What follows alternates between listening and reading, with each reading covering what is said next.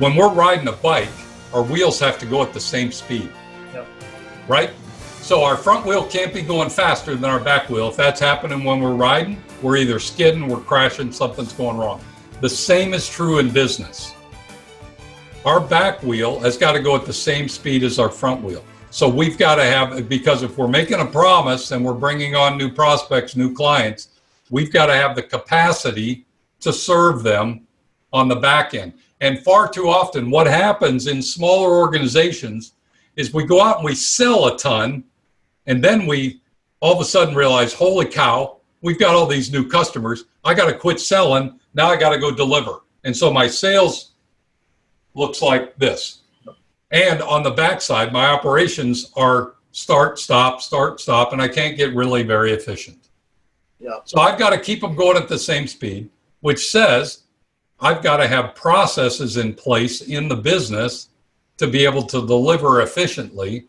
And oh, by the way, here's the, I think, is the magic on the back wheel.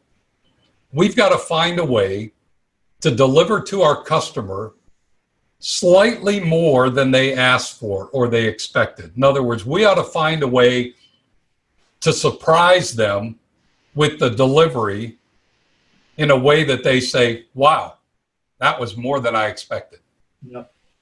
No, I do, Zachary, you're right. Because I kind of treat this like you're taking your car in for a tune-up, right? We've all done that before. What's the first thing the mechanic does? He gets out the checklist and he starts looking at all the fluid levels and all the alignment things, and he checks off what's good, what needs work, what needs replaced. Yep. We do the same thing, right? So we look at the frame, what's happening there, the handlebars, the steering of the bike, how's that, the seat, where your people are. Here's what I would tell you that where most people struggle.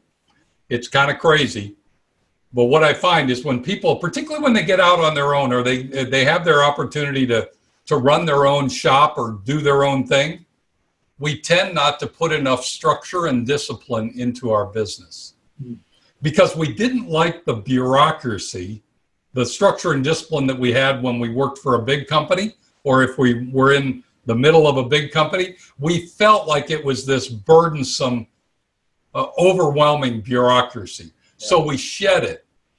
And then we say, we're going to run this and we're going to assume everybody's just going to do their thing. Where I think what we need to do is have the necessary level of structure. So we need to have an org structure. Most small businesses don't ever put together an organization chart for their business.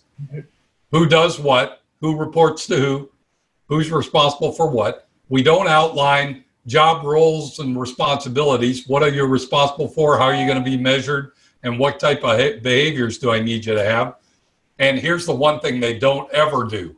They never put in place an accountability system, a way every week for people to say, I said I would do this. Here's what I did.